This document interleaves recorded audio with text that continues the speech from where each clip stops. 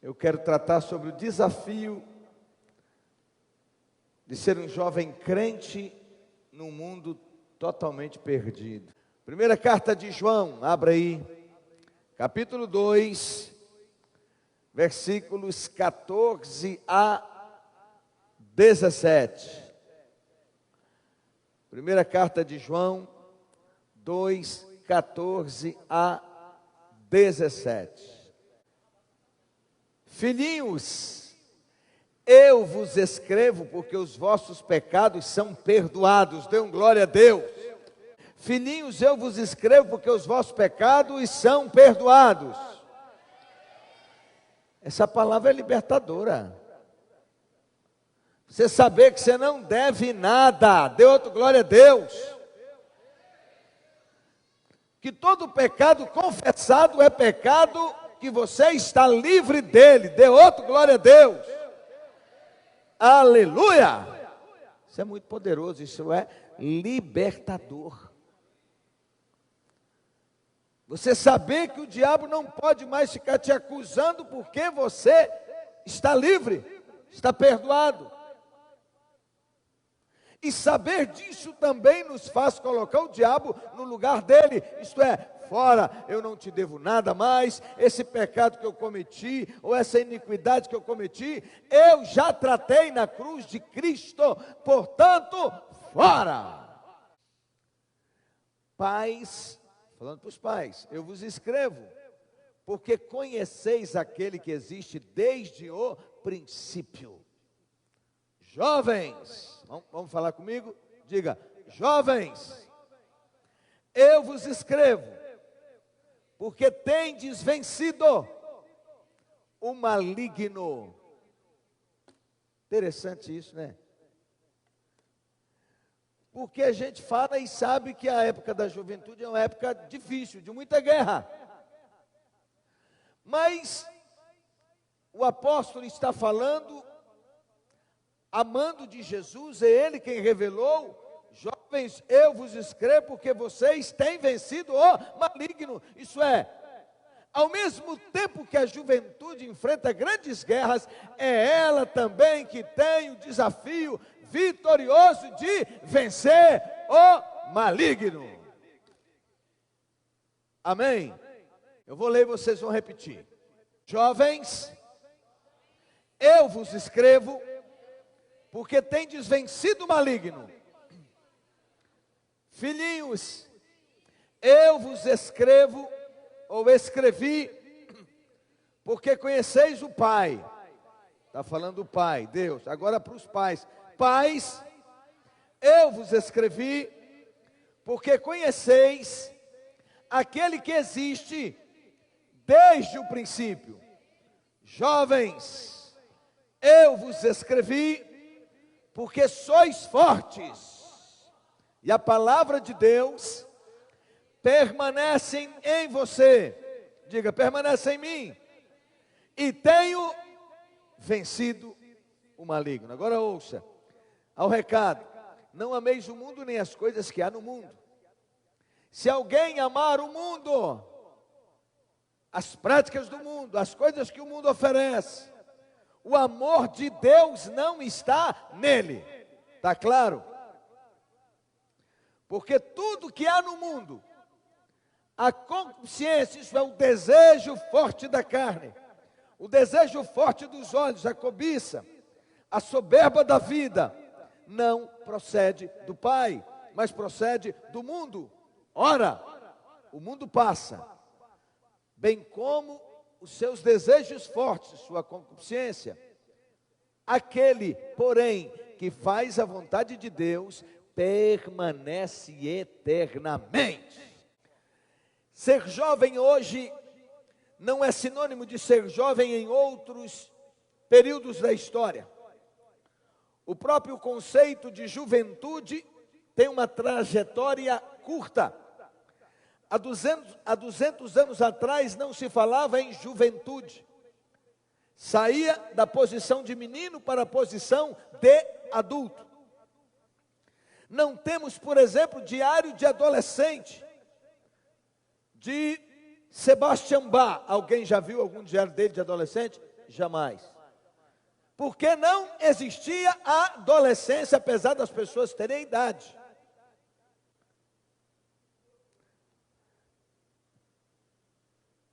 Então, ele não cultivou essa fase da vida e outros da sua época também não cultivaram essa fase da vida. Ou seja, o processo de amadurecimento era muito mais implacável, sem nenhuma fase de transição. E era aquele monte de menino, os mais velhos cuidavam dos mais novos, já iam para o campo, já iam trabalhar, já assumiam suas responsabilidades. Meninas casavam com 14, com 13, 14, com 15, 16, e jovens hoje falam em casar aos 30 anos. Moça passava dos 18, era coroa, não era assim? Como o desenvolvimento histórico e cultural foi literalmente criada uma fase de transição para marcar melhor o período necessário amadurecimento moral dos indivíduos que já tinham corpos biologicamente prontos. Grosso modo, a juventude nasceu assim e carrega consigo este signo, o de ser uma fase da vida das pessoas em que, apesar de já terem tamanho e hormônio, não tem ainda o capital moral necessário para lidar com as situações mais típicas da vida adulta. Isso aqui é pesquisa que fiz, por isso eu estou lendo aqui para vocês. Essa marca fundamental da juventude tem um agravante que se torna o grande diferencial nas entrelinhas de ser jovem hoje. Nós vivemos em uma cultura marcada pelo espetáculo e entretenimento que elimina ao máximo as oportunidades de adquirirmos esse amadurecimento moral. Nós somos literalmente mantidos infantilizados. A ideia por trás é que se mantenham meninos a vida toda. Quando olhamos a maioria dos ministérios e filosofias de gestão eclesiástica, o que está sendo ensinado é o exato oposto. 2 pontos. Líderes eficazes são aqueles que conseguem influenciar o maior número de pessoas com o menor tempo. É isso que se ensina hoje. A maioria dos manuais quer nos ensinar como você conseguirá atingir as multidões sem manter praticamente nenhum contato com essas multidões. É um pastoreio virtual. Vamos lá. Nossos paradigmas hoje são os youtubers e influenciadores digitais. Esses são os paradigmas da moçada hoje. Quantos pastores não trocariam suas igrejas locais, cheias de pequenas picuinhas para administrar, por um canal no YouTube com 100 mil inscritos? É verdade ou não é? Esse é o modelo que nos é empurrado hoje, mas não é o modelo bíblico. O modelo bíblico fala de relacionamento. Ser pastor de YouTube, ser um influenciador digital, não permite conhecer de perto os problemas que as pessoas enfrentam.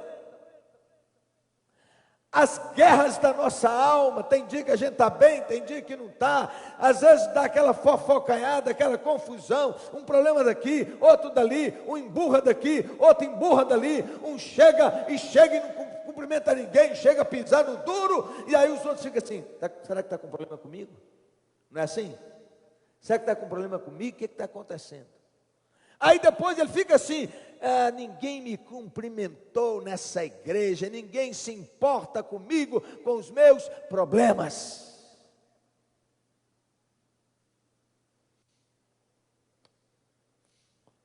Quantos líderes de jovens avaliam a eficácia de seu ministério pelo número de likes e de views, de acesso que eles têm nas suas redes sociais? Ouça, o plano mestre de Jesus, pastorear e formar novas lideranças, é considerado hoje, mesmo dentro de nossas igrejas, uma perca de tempo absoluta. Aquilo que Jesus estabeleceu, aquilo que ele fez, andar com 12 homens, 3 anos e meio, dia e noite com os caras, hoje é considerado uma idiotice plena, que não cabe mais hoje.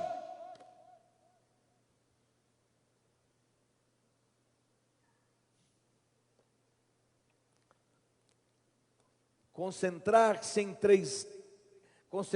3 anos em profundos laços relacionais com homens simples, privilegiando poucas pessoas e deixando todo o seu legado a esse grupo, seria considerado em muitos congressos evangélicos um sinal de fracasso ministerial.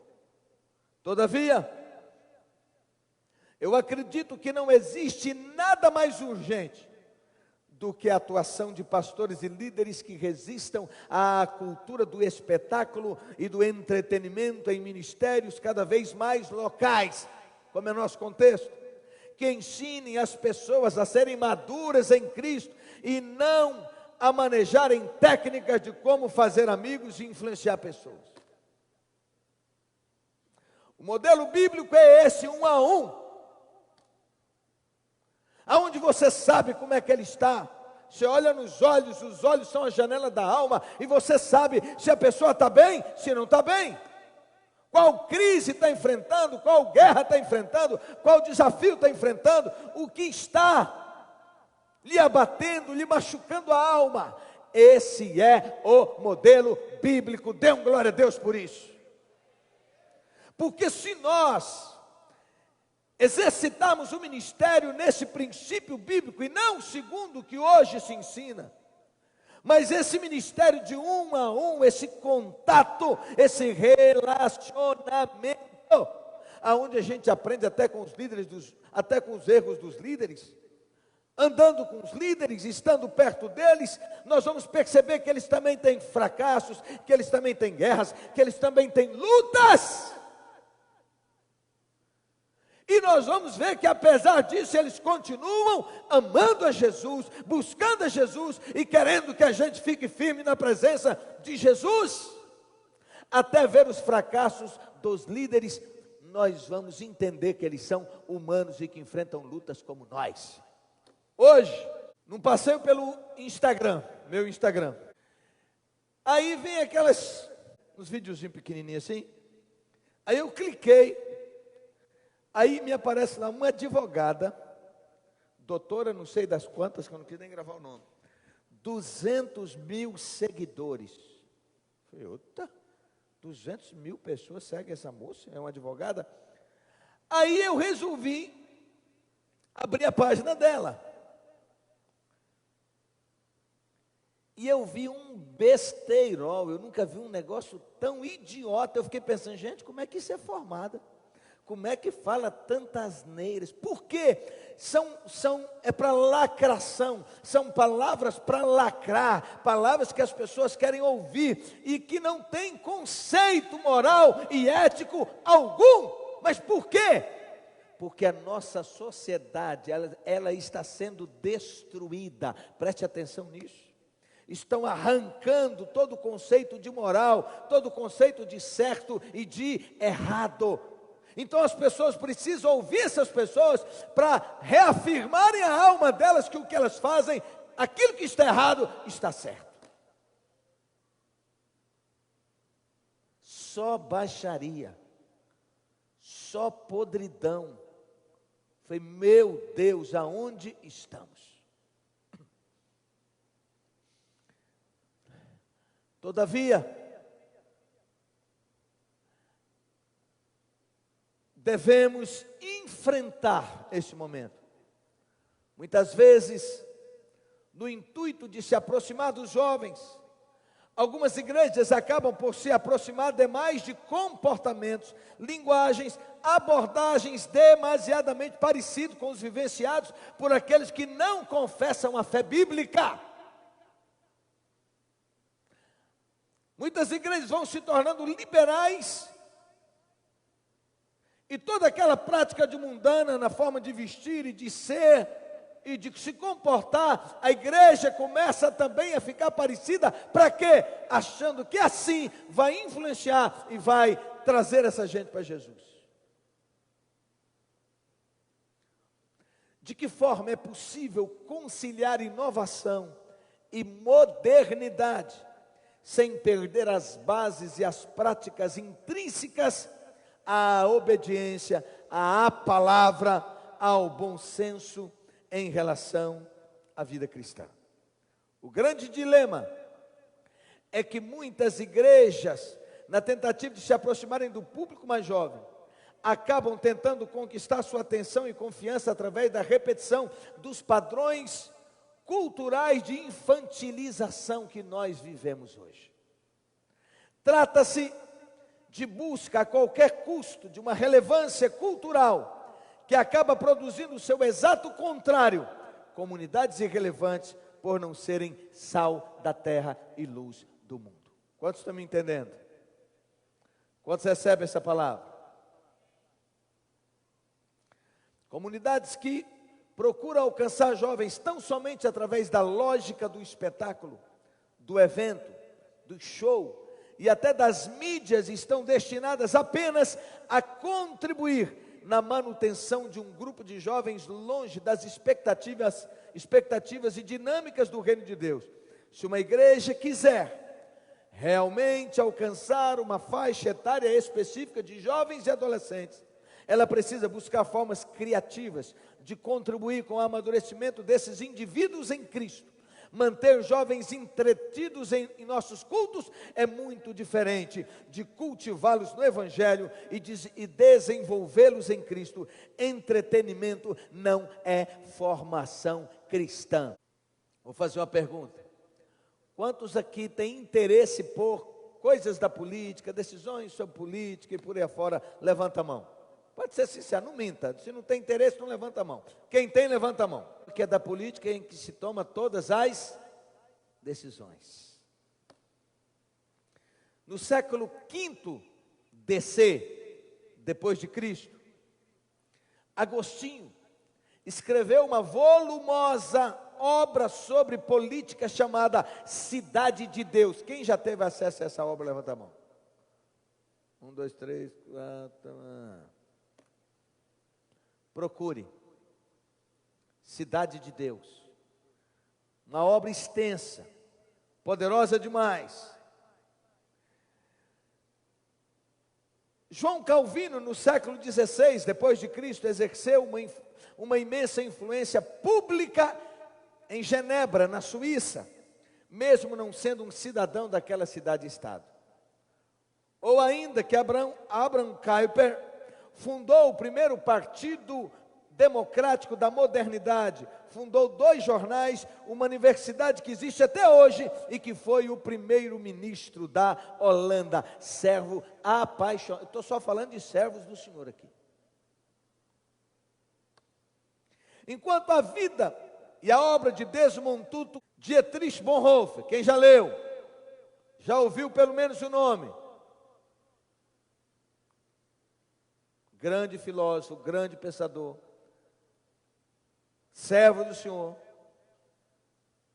preso e morto durante o nazismo, um pastorzão, que fez um movimento fantástico pregando contra toda aquela barbaridade. Tem vários livros dele escritos. Francis Schaeffer, grande pensador, cara fera demais. Elaine Storkey forem conhecidos. Nossas chances de repetir os erros da Europa e dos Estados Unidos da América são grandes. Isso é, esses grandes pensadores foram esquecidos, seus livros, seu legado deixado, guardado nas estantes, nas bibliotecas. E o povo parou de pensar, o povo parou de buscar, e foi todo mundo ficando emburrecido.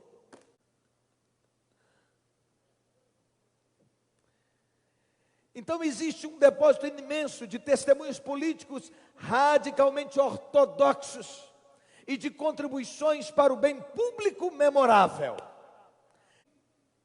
Se você quer ser sal da terra e luz do mundo, como a Bíblia diz, você tem que ser bem informado. Você não pode passar seu tempo em rede social, kkk, carinha, faz meme, faz isso, faz aquilo, videozinhos bestas. Pelo amor de Deus, entenda, nós estamos num mundo pegando fogo, nós estamos num mundo em destruição, é como um avião, como aquele avião que foi em direção à Torre Gêmea. Assim está o nosso tempo. Os desafios que temos são enormes. Quem é esse povo que Deus falou que são fortes? Diga, sou eu. Você é príncipe, menino, você é um príncipe, menina, você é uma princesa, você é o instrumento de Deus nessa terra, para mudar a cultura. Por isso o desafio, a igreja precisa entrar em todos os lugares da sociedade. Nós precisamos de uma moçada que não tenha preguiça de estudar. Precisamos de um povo que passe nos concursos. Precisamos de juízes. Precisamos de advogados, de médicos, precisamos para cada área da sociedade, gente de Deus que ame o Senhor acima de todas as coisas, para glorificar o nome do Senhor, porque senão, a próxima geração estará totalmente, irremediavelmente perdida. Precisamos de professores. Meu Deus, nós precisamos, a moçada está tudo perdida, sem pai, sem mãe nas escolas. Os pais, ou eles estão na televisão, ou eles estão na rede social, quando estão em casa é assim, totalmente desconectados, ou estão nos bares, está tudo perdido, o negócio está muito louco. E esses meninos, com as mais diversas crises, precisando de um professor, um pai, uma mãe, precisando de você, que é maduro na fé. Eu fico olhando.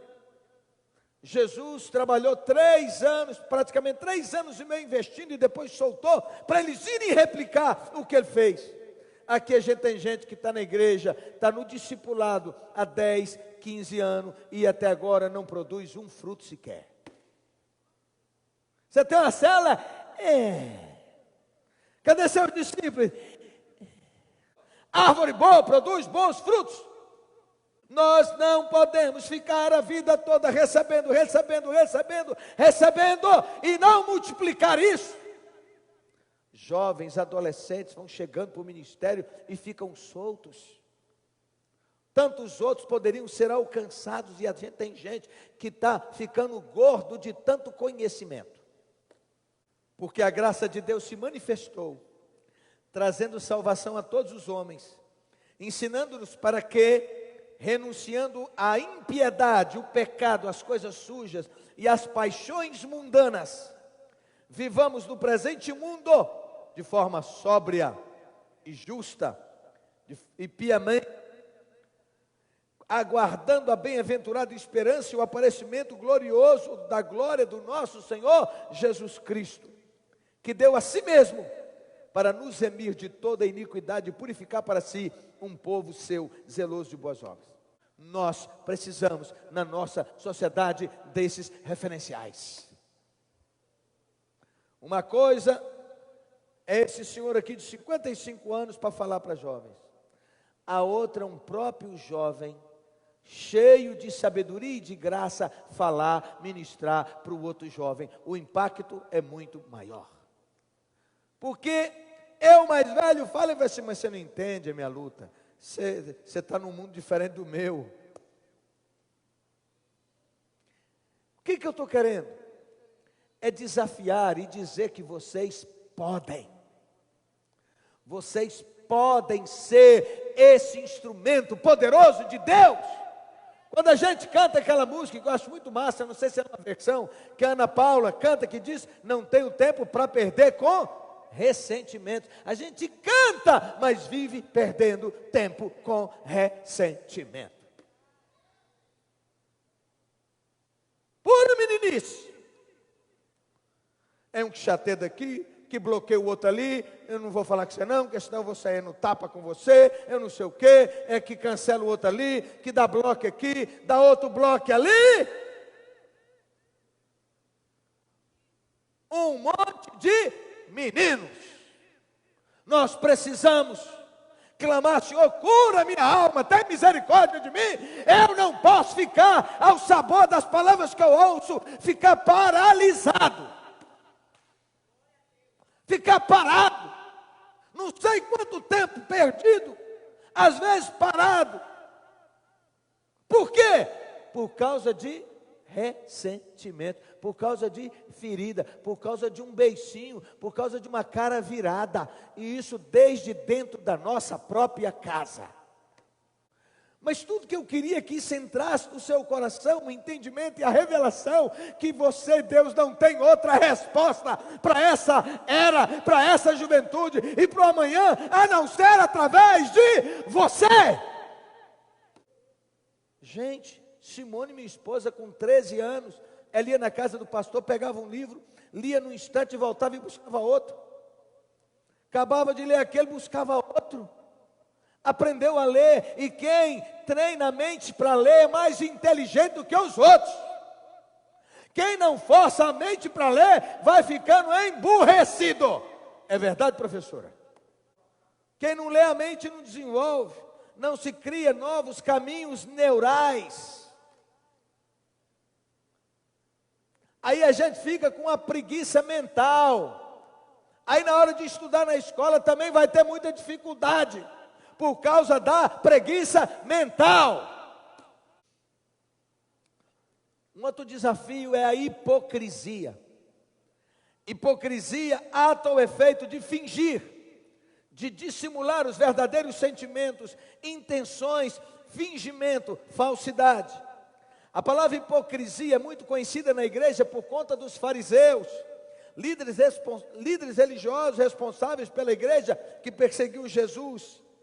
Eles amavam mais o status do que fiéis seguidores. Eles eram cruéis, falavam uma coisa e faziam outra. E temos hoje o mau costume de chamar presta atenção, hoje nós temos o mau costume de chamar todos os líderes que não gostamos de fariseus, de hipócritas, mas na realidade muitos de nós jovens também somos hipócritas.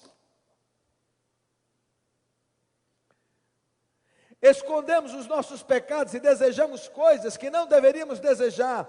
Fazemos coisas ruins e escondemos isso atrás de uma bela roupa ou de um cabelo penteado. É preciso aprender a lidar com as nossas faltas de maneira clara. Nada de 2 pesos e 2 medidas. É preciso ser justo conosco, olhar no espelho e ver que aquilo é certo, que aquilo que é certo deve ser evidenciado na nossa vida. Não para que seja o centro, mas para que a vontade de Deus seja mostrada em prática na verdade. O problema da hipocrisia é não viver aquilo que pregamos, e isso não se alinha com o discurso do verdadeiro cristianismo. Ou você é cristão, ou você não é. Sim, sim, não, não. O que passar disto não provém de Deus. Por isso, limpe seu coração e seja você mesmo, e suporte o peso das suas escolhas. Seja responsável pela sua vida e as consequências das suas escolhas. Estou concluindo. Hoje eu vi um post do pastor Jeremias Pereira, lá da 8ª Igreja de Belo Horizonte. Veja só, ele põe assim, ele faz uma pergunta: inimigos? Algumas pessoas se tornam inimigas de outras pessoas de graça, diz no sertão. Uns por causa do sucesso que você tem, e eles nunca tiveram, por isso eles passam a odiar você. Quem sabia disso? Pessoas passam a não gostar de você por causa das suas conquistas. Outros se tornam seus inimigos porque você fez uma viagem. E a gente vive numa época que o tempo todo é só postar. Parece que as pessoas viajam para postar. Elas não viajam para curtir, mas para postar. Todo mundo numa hipocrisia terrível, postando que está tudo mil maravilha. Engraçado. A apóstola Simone, que tem um radar espiritual, que é um ministério de discernimento espiritual, tem uma certa pessoa que congregou muito tempo em nosso meio e foi para o mundão. Aí, às vezes, essa pessoa está sumida da internet. Daqui a pouco, quando ela começa a postar lugares, eventos, frases fortes, de impacto, coisas bonitas, Simone vira para mim e fala assim: é tudo o contrário. Quando ela está assim é porque ela está muito mal.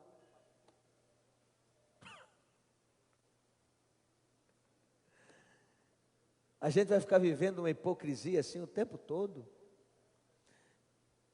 Eu também não preciso ficar indo para a rede social para dizer que eu estou mal, que eu estou acabado, porque tem gente que tem a burrice de fazer desabafo em rede social. Tudo que o capeta quer, principalmente quando o crente vai fazer desabafo em rede social, tudo que o diabo quer para alimentar os desigrejados, aqueles que por algum motivo estão no mundo e eles se alimentam dessas coisas porcas, podres, e desse tipo de comportamento dos crentes na internet. Lugar de rasgar o coração é na presença de Deus.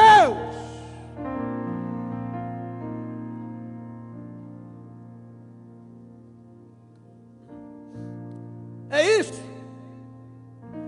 E é também, se é necessário, na presença de um líder espiritual, um irmão, uma irmã, firme na fé, maduro na fé, aonde a gente abre o coração e pede ajuda. Então eu continuo com o texto do pastor.